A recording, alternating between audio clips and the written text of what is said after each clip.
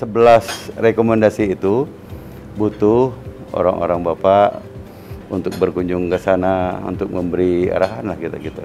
Harapan kami Pak dengan menambahkan keilmuan koordinasi dengan kawan-kawan biro organisasi provinsi, kami pun mohon dengan kawan-kawan dari Kemenpan RB Pak, harapannya ilmu-ilmu penjelasan yang kami yang tadinya tidak tahu bisa menjadi tahu, dan akhirnya pada kesempatan berikutnya kami bisa betul-betul melakukan reformasi birokrasi ini yang sungguh.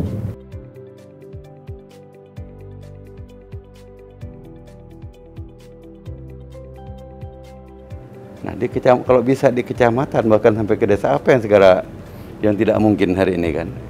Kalau sampai ke Desmenpo, kita masih ada beberapa titik area blank spot. Oke, saya sampaikan positifnya nih.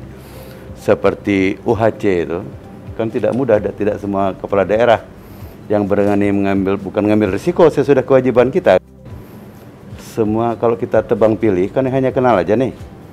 Saya minta semua warga yang punya KTP Bangka Barat, maka dia punya hak untuk dapat pelayanan berobat gratis. Tinggal lagi memanage kawan yang di bawah kan, siapa yang konsekuen dalam 1 minggunya masuk, bahkan kita ada reward. Yang sakit, tapi perusahaan juga harus punya tanggung jawab untuk membiayai kalau dia sakit.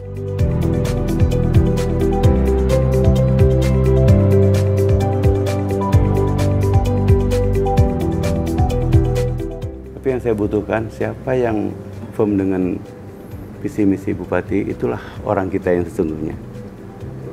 Lupakan pimpinan yang dulu, yuk punya pimpinan yang baru. Saking terlenanya sudah 1 tahun saya belum restruktur lagi. Pikir saya bulan ini harus ada ini untuk mendukung inilah. Syukur-syukur kalau sebelum kita rotasi sudah ada perbaikan gara-gara ini kan. Ya, seperti Pak Bupati sampaikan, butuh support, butuh bimbingan, sekaligus sebenarnya pendampingan Pak. Ya. Kami mengapresiasi Pak Bupati, nanti tindak lanjutnya adalah seluruh kepala OPD harus tahu tentang reform. Oke, dari sisi Sakip sudah lumayan bagus, sweet lagi sudah ke PB. Tapi yang reform, catatan kami masih banyak, sehingga di sesi yang pertama kami mohonlah agar seluruh kepala OPD hadir. Ya. Nah, nanti tindak lanjutnya kita bergerak bagaimana renaksi masing-masing OPD. Asesor nanti hanya membantu memotret kondisi sekarang, kemudian merencanakan renaksi yang 11 rekomendasi nanti kami detailkan apa yang harus dilakukan. Nanti masing-masing kepala OPD harus melakukan itu. Karena pemotretan reform kami itu ada di level Pemda, ya. Kemudian ada potret di level OPD-nya.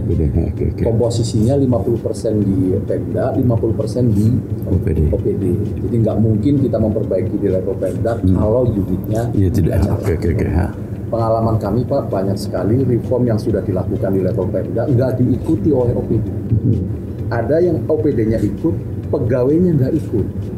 Maka kita ada layeringnya, nanti tim manajemen perubahan itu yang harus memastikan bahwa seluruh pegawai memahami tentang reform yang sedang dilakukan di masing-masing.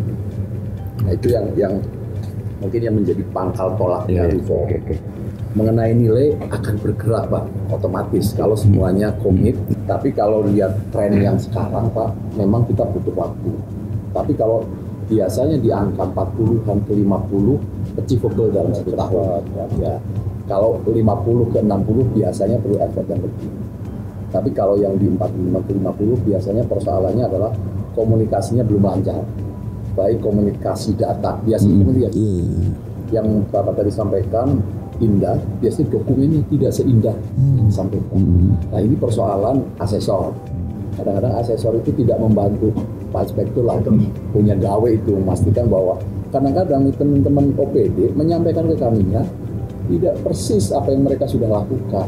Kadang bikin repot segala macam, udah asal kirim di PNDRB, sehingga potret kami tidak lebih baik dari apa yang sudah dilakukan. Nah, mereka sudah mulai bagus, tapi komunikasinya nggak lancar, komunikasi data. Seringkali asal kirim mereka dukung, Pak asesornya itu nanti kita dorong untuk apa namanya lebih jeli, karena meskipun reform sudah banyak dilakukan, kami yang melihat dari jauh nggak bisa lihat kalau dokumennya nggak kebaca. Ya, itu satu Pak. Yang kedua, dokumen dengan yang apa kita lihat di lapangan, karena reform itu kan harus tadi sudah sampaikan dirasakan oleh publik, sehingga medsos pun kami baca, media massa pun kami baca. Sebetulnya seperti apa sih publik merespon apa yang sudah dilakukan oleh Pemda. Kalau antara dokumen yang disampaikan dengan potret publik nggak sejalan, ya kami biasanya agak susah untuk menaikkan profil RB. Karena jangan sampai banyak kasus anomali Pak. Potretnya bagus, lihat pengikut bagus, masyarakat nggak puas.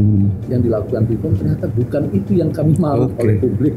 Nah itu yang nanti kita akan coba dudukkan apa isunya, apa harapan publik, dan apa reaksinya. Nah itu yang harus sejalan. Nah, oleh karena itu persoalannya adalah persoalan di level kepala OPD, kan di level teknis. Ada 11 catatan. Pak Bupati merasa perlu untuk berkunjung ke sini untuk memastikan poin-poin apa saja yang mesti kita perbaiki.